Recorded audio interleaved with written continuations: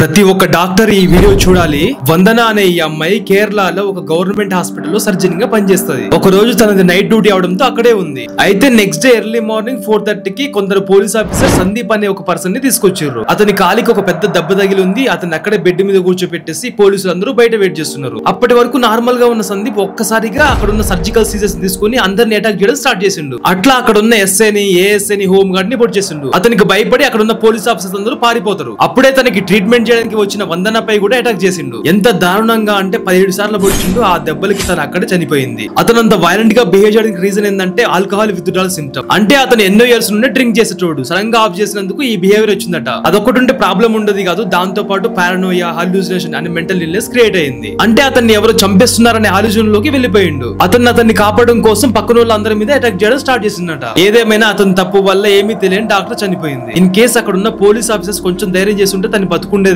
Doctors కి ఇలాంటి situations ఎప్పుడైనా ఎదురు కావచ్చు. అందుకే కొంచెం జాగ్రత్తగా ఉండండి. ఇలాంటి రియల్ స్టోరీస్ కోసం మన ఛానల్ సబ్స్క్రైబ్ చేసుకోండి.